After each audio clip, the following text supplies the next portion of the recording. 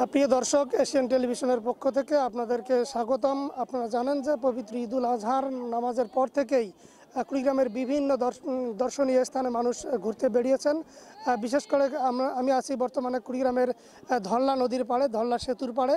এখানে কিন্তু বিভিন্ন জেলা থেকে, বিভিন্ন উপজেলা থেকে দর্শনার্থীরা কিন্তু ঘুরতে এসেছেন। তারা কিন্তু ট্রলারে কিংবা নৌকায় এবং তারা বিভিন্ন জায়গায় ঘুরছেন এবং তাদের ভালো লাগছে বলে আমি তাদের সাথে কথা বলে জেনেছি। আমি এখন আমার সাথে একজন রয়েছেন, আমি তার সাথে কথা বলবো। এখানকার দর্শনার্থী আসলে এখানে ঘুরতে এসে তার কেমন লেগেছে, তিনি কি কি করেছেন, আমি তার সাথে একটু কথা বলবো। কুড়িগ্রামে যদি বলা চলে যে দর্শনীয় স্থানের মধ্যে এটি হলো বর্তমানে একটি অন্যতম স্থান। পাশেই রয়েছে কুড়িগ্রাম পৌর পার্কের নির্ধারিত স্থান। তো এই মানে ঈদ পরবর্তীতে অনেকেই এখানে ঘুরতে আসতেছেন নিজের সন্তান নিয়ে, পরিবার পরিজন নিয়ে একটু বিকেলবেলা, সে পড়ন্ত বিকেলে একটু বিনোদন নেওয়ার জন্য এবং নির্মল একটা বাতাস আবহাওয়া পাওয়ার জন্য এখানে ঘুরতে আসে। এখানে নৌকা রয়েছে, তারপরে স্পিডবোট রয়েছে, তারপরে স্পিডবোট সাথে এবং এখানে দেখলাম বাচ্চাদেরও অনেক খেলাধুলার কিছু সরঞ্জামাদি দেখলাম।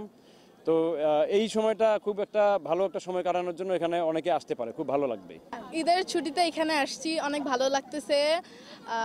মানে এই ঈদের ফার্স্ট এখন মানে আজকেই বের হইলাম, কালকে বের হওয়া আসলে হয় নাই। আর এখানে বেশি এখনও কিছু ঘুরি নাই, কেবলই আসছি। তো শুধুমাত্র এই দিকেই ঘুরছি, আরও ওইদিকে ঘুরবো, উপরে ঘুরবো, ঘোরা বাকি আছে। তারপরে দেখা যাক আর কি হয়। এইবার ঈদের ছুটিতে বেড়াতে আসছি কুড়িগ্রাম ধল্লা ব্রিজে, আমার বাসা নাগেশ্বরী। এই ঈদে এবার অনেক দিন ছুটি, এই ছুটির কারণে বেড়াতে আসছি। আমি ব্যবসা করি। কেমন লাগতেছে? ভালোই লাগতেছে। ভালো লাগার জন্যই তো আসছি এখানে বেড়াতে, বউ বাচ্চা সবাইকে নিয়ে আসছি। কেমন লাগতেছে এখানে? ভালো লাগতেছে। কে কে আসছে তুমি? তুমি কে কে আসছো এখানে বেড়াইতে বলো তো?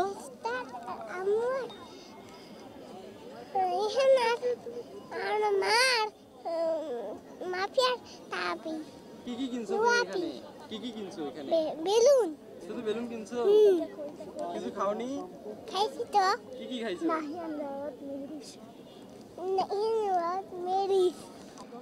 ধরলার বার। আর এখানে যে নদী দেখতেছি আমি, আর এই যে এদের ইন্টারভিউ নিতেছি আমি এমনিতেই। আর একটু পরে স্পিড বোর্ডে উঠবো, আর এই উপরে যাবো, খাওয়া দাওয়া করবো। নিতে আসছি আর কি, খাওয়ার জন্য ইচ্ছা করে নিয়ে আসছে। মোটামুটি ভালোই লাগছে, মানে গরিবের কক্সবাজার এটাতে। আমি ঢাকা থেকে আমার নানু বাড়ি আসছি কোরবানিদের জন্য। কালকে কোরবানি দিছে ছাগল আর হচ্ছিল গরু কোরবানি দিছে। আমার এখানে এসে খুব ভালো লাগছে, আমি পাও ভিজাইছি।